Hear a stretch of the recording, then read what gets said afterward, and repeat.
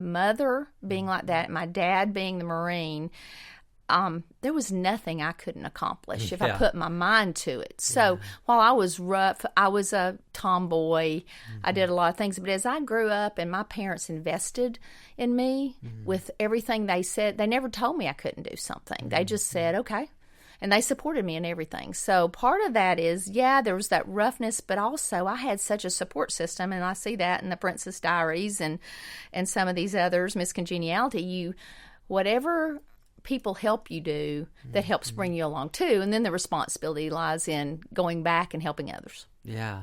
It does seem like that probably maybe a lot of these main characters were you at some point, and then now you're kind of transitioning to being those support characters in these films. I think that's what it sounds like. So tell me, which one of these characters would you say is the best leader? I think maybe the gentleman in the King's Speech, who I think his leadership was calm, and he helped the king be able to come along with, but being patient and kind and calm. Same thing in Dead Man Walking with the nun. They both, I think, exhibited incredible leadership. Because some of these others, like the leader in Argo and the Guardian, there's a brashness and a part that you don't like about them, too. So, but the qualities, like in the Guardian, the tenacity of Kevin Costner's character, the tenacity there is something that is unbelievable. The leader in Argo, his vision, he was a visionary to be able to put all this together to figure out how to get these people out. So I think there's different qualities in each one, but so maybe the King's Speech, maybe the leadership in that was the best for me. So fascinating that you're picking these supporting characters as the leaders. I love that, because it shows that you have such an idea of what leadership should look like, and it sounds like it's geared towards really being able to serve people and being able to mentor people and drive people and help them live their story well. I think that's right. I think that's what a leader really ultimately does. I think our world views leadership not like that. Yeah, I think they see as a someone at the top who pushes down, and I think basically the person in charge needs to be pulling those people up instead of pushing down on them. Now, how does that work as far as being in a military family? Because in a military family, it's definitely a top-down kind of perspective. Not with my dad. Really? My dad was a true servant leader. Daddy was a chaplain's assistant in the Marine Corps because the Navy, in the Marine Corps, Navy are the chaplains because there are no Marine chaplains. So Daddy was actually a chaplain. Wow. And I never heard my dad say a cuss word. Really? I never saw my dad take a drink. There was never anything my dad did that wasn't supportive. He taught my children to drive. He really taught your children, my children. He took them out on the top of the hill in a pickup truck and taught them to drive. And the patience he had. I just put a picture on Facebook for Father's Day, and it's a picture of my dad with my youngest son sitting on a ladder. And my youngest son was probably 2.5. And what was he doing on a ladder? Oh well, my dad had him there, but you could see my dad teaching him something. He's holding something. You can't see their faces, but you can see my dad with his patience teaching him. So, Daddy did not rule with an iron hand. My dad worked 2 jobs. He was a brick mason. He did that as a living, then he did it on the side. But when it came to our family, my parents led together. They were definitely a team. And that's what we wanted. My husband and I decided to do with our children is we're a team. And when we were raising them, we didn't pit each other against each other. We always led together and raised our kids together. So there was never a he was the ruler or I was the ruler. We partnered and did it together just like my parents did. It's a really great model. So tell me about Top Gun. Could you be the Tom Cruise character, or are you the Kelly McGinnis character? Yeah, no, not Kelly McGinnis. Not her? No, I would say the Top Gun character. I would say the Tom Cruise character. Yeah, because there's a part about me that is a maverick, and there's a part about me, I love roller coasters. I love adventure seeking. I jumped out of the airplane with the Golden Knights United States Parachute Team. Wow. I was able to do that. The company I worked for built their parachute headquarters. I love that. So I see that. I love that spark that puts you into adventure. So I really do enjoy that part. So yeah, I think the Top Gun character. Ah, very nice. I like that. So who would you say is the best rescuer in this? And I use rescuer maybe in tandem with supporter. So in combination, kind of a rescue supporter, who do you feel like is the best example? I think Susan Sarandon in Dead Man Walking is the best rescuer. Yeah.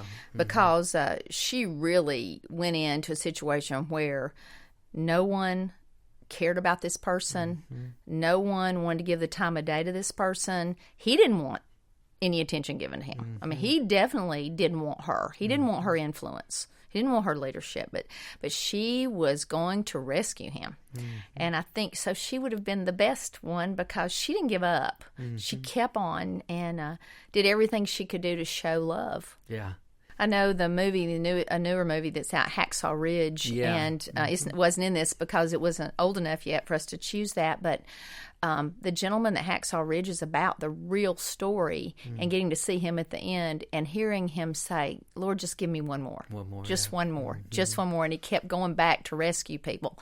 That, to me, is what it's all about. Yeah. Helping people. And that's sort of The Guardian, Yes. is that same sense of going out and trying to save that life, one life at a time. You have these people who not just help, but they end up becoming friends, you know?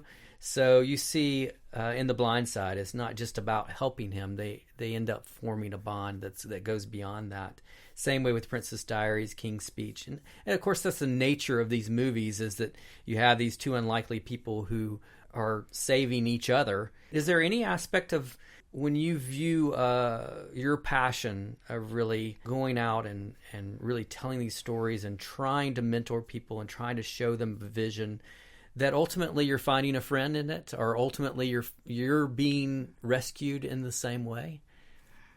Well, I think I'm finding some friendships in this of some younger people, and just having conversations with them about their future, and so I'm actually following up with them and hearing back from some of their family and saying, they said you helped this young lady. You helped her more than anyone who'd ever talked with her. Well, I didn't set out to do that.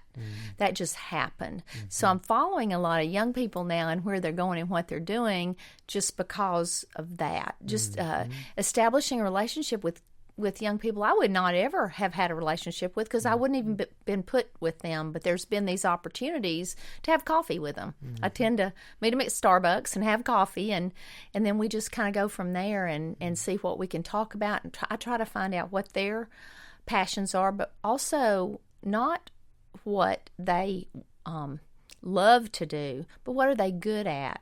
What would they make a career at? Because I think a lot of times our generation has done a disservice to the younger generation by saying do something you love.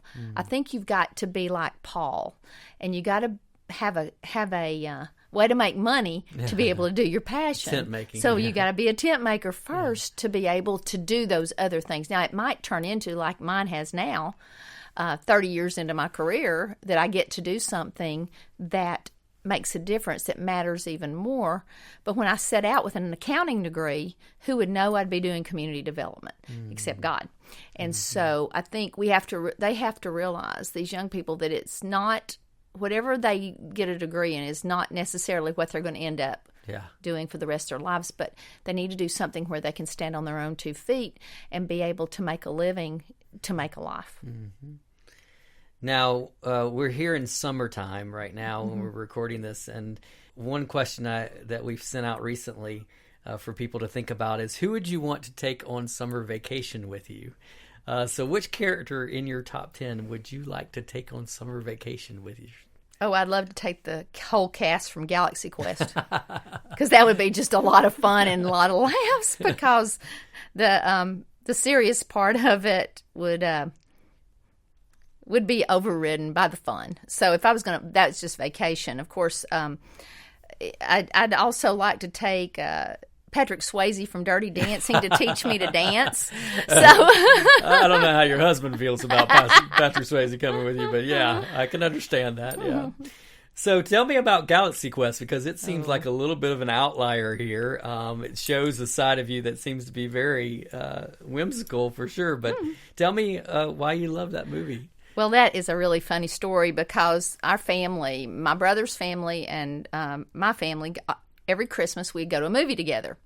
And we have seen some really bad ones. But one year we went to see Galaxy Quest, and we're sitting there, and I'm thinking, oh, we've gotten another bad one. And all of a sudden, I start laughing.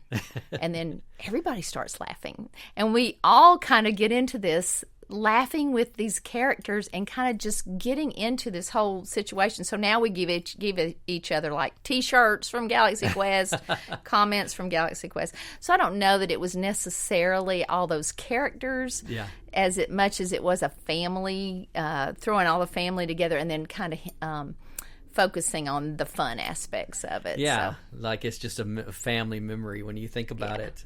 Yeah, but it is uncanny that actually, you know, his journey of having to step into a role that is, you know, not one that he actually expected to have, kind of mirrors a lot of these other characters who are having to step into, like the thing that hit me was, you know, in the King's Speech, him having to step into this role that he wasn't expecting to have to do, and the same way with Princess Diaries and their royalty. How does that speak to you? Well, I think it comes back to the responsibilities given.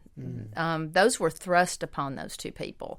One, truly, because it's the king, King of England. It was he was definitely the real king. The Princess Diaries, of course, is fictional, but she had to become the princess because she was going to become the queen. So I think that's another one of those where you've got to rise to the occasion, and somehow you've got to be invested in to get to that. And so again, I see that as a whole nother. Somebody's got to shore these people up to get them up to that level. That's good. And is there any movie that you just love the ending? It's Argo. Oh yeah, it is Argo. When those people are flying home, and there's the roar goes up.